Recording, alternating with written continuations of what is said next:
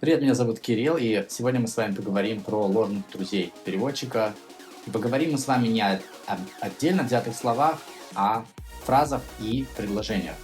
Слова и выражения, о которых я сегодня буду говорить, очень часто используются англофонами, поэтому имеет место их выучить и взять себе на заметку.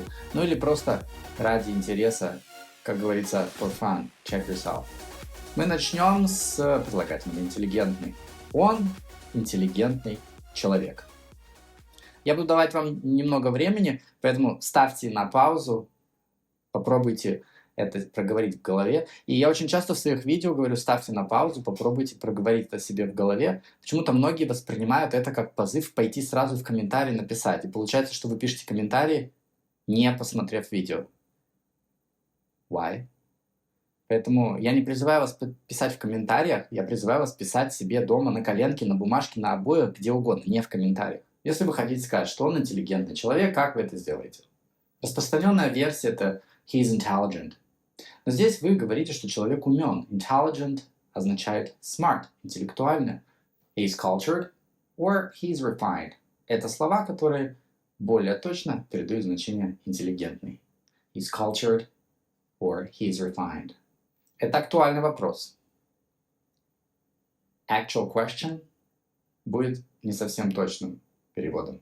It's a relevant issue or it's a pressing issue. It's a relevant issue or it's a pressing issue. Вы можете также сказать it's a relevant question. Моя симпатия к нему или к ней, к любому человеку. My sympathy to. Слово sympathy – это сострадание, сочувствие. Вы же ищете слово симпатия – это affection. My affection for him or for her. My affection for somebody. Следующая фраза – это коммунальные услуги. Communal services. Правильный вариант – utilities. Pay utilities. Следующая фраза – я защитил диплом. Очень часто я слышу, студенты говорят I defended my diploma. I defended my diploma. Правильным вариантом является I defended my thesis. То, что мы называем диплом в русском языке, мы имеем в виду, скорее всего, дипломную работу. Англофоны понимают диплом буквально, вот то, что вам документ дают. Поэтому, когда вы им говорите «я защитил его», люди начинают думать, это ж, что же вы там делали? Классика жанра, когда вас спрашивают, как самочувствие, вы говорите, я себя плохо чувствую. I feel myself bad. Про myself я даже не буду упоминать, почему это и зачем это, и что здесь этого не нужно делать. I feel bad – это вообще другая фраза. I feel bad переводится как «блин, мне так неловко». Может быть, вы что-то сделали такое embarrassing и чувствуете себя неловко, не в своей тарелке. I feel bad. Или, например, вам жалко кого-то. I feel bad for her. Мне так ее жаль. Например, у нее хомячок сдох, и вам человека жаль. По-человечески. Feel bad for her. Когда вы хотите сказать, что вы себя плохо чувствуете, недомогание у вас какое-то есть, миллион фраз, но вот если вы дословно хотите, мы идем методом от противного. I don't. Сначала мы ставим I don't. I don't feel well. Или good. I don't feel well. Or I don't feel good. Или есть еще выражение I feel under the weather. Я себя плохо чувствую. Недомогание легкое. Это не плохо-плохо, а такое легкое недомогание. I feel under the weather. И заметьте, здесь не нужно говорить myself, потому что вы говорите I про себя. Тут уже понятно, что вы говорите не про соседа, а именно про себя. Она родила ребенка, с чем мы ее и поздравляем.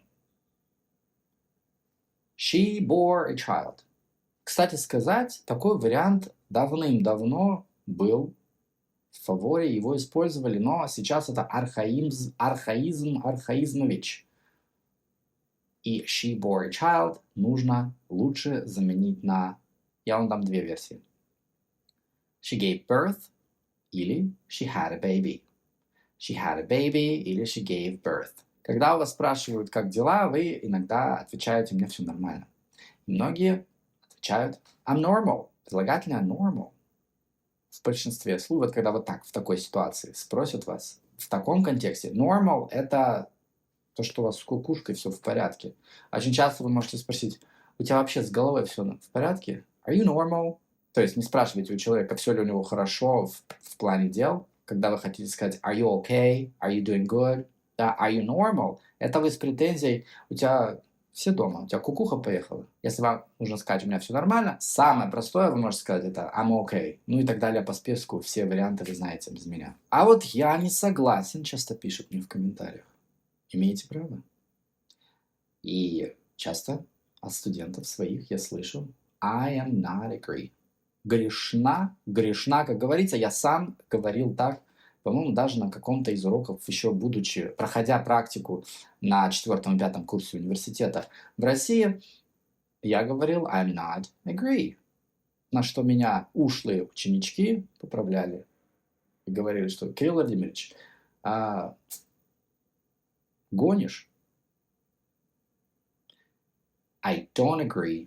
А можно сказать по-другому. Поставить отрицательный суффикс des и сказать I disagree. Мы с ним одноклассники, говорите вы. Говорите вы это следующим образом. We are classmates with him. We're classmates with him. Окей, вы можете оставить, просто сказать we're classmates. Также можно сказать we're in the same class. We're in the same class. Здесь we're in the same class. Здесь немножко нужно знать социокультурная компетенция, как работает образование, система в, например, США или в другой англоговорящей стране. Это когда вы берете какой-то предмет, и человек может быть вашим именно вот в этом классе. Вы берете историю, и вы вместе по истории с ним. Но у вас помимо этого есть другие предметы, например, этого человека нет. То есть здесь смысл такой, что we're in the same class, имеется в виду, что по какому-то предмету, один предмет, мы берем с ним одинаковый предмет, например, историю Зимбабве. Рекомендую. Для саморазвития. Мы ездили в путешествия, мы поедем в путешествие. Часто я слышу, как говорят, we went to a trip, or we went to the trip. Устойчивое выражение go on a trip. Поэтому, если вы хотите сказать, что вы только поедете, we're going on a trip to Africa, for example, or we went on a trip to Africa.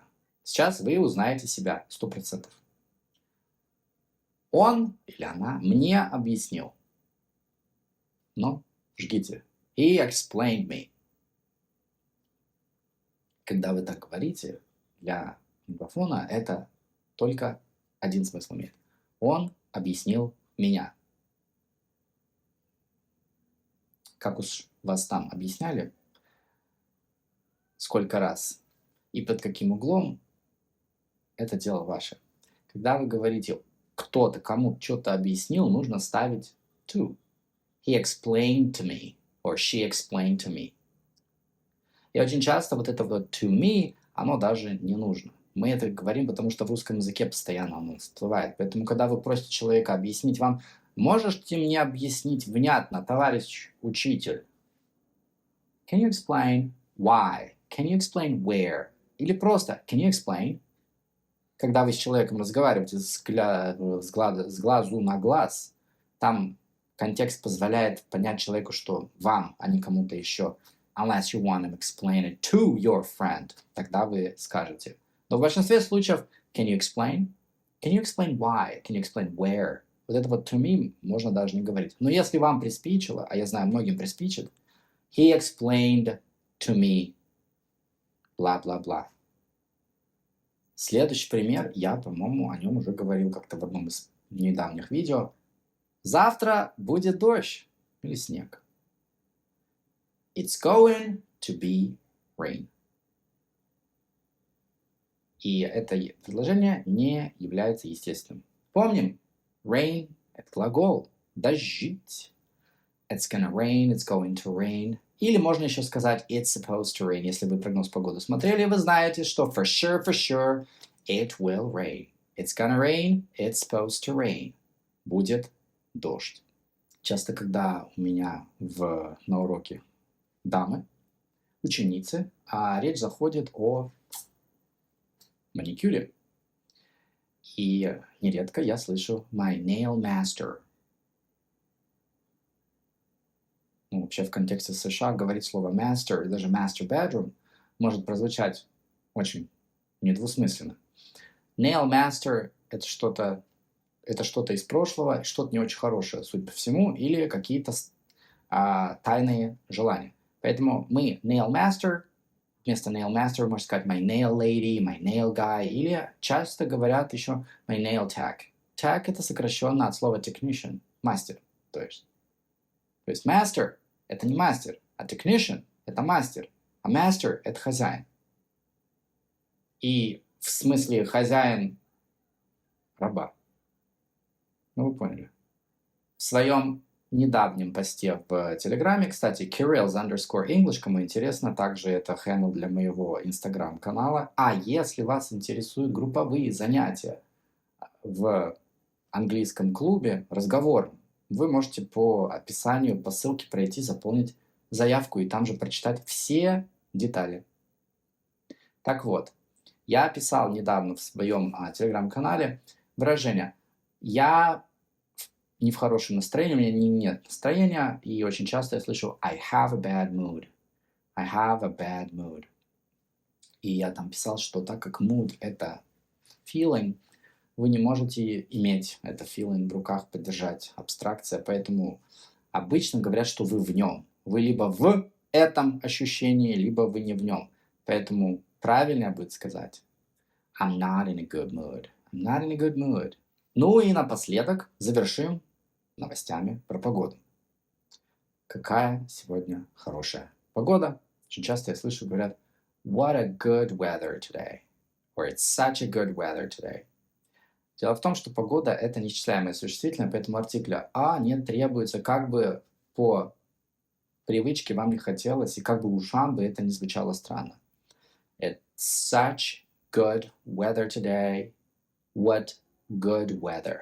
То есть, если вам нужно восклицанием сказать, боже, какая погода. What good weather. What good weather. 3 слова. Не подумайте ничего пошлого. На сегодня это все. Я желаю всем отличных выходных и всем хорошей погоды. Пока.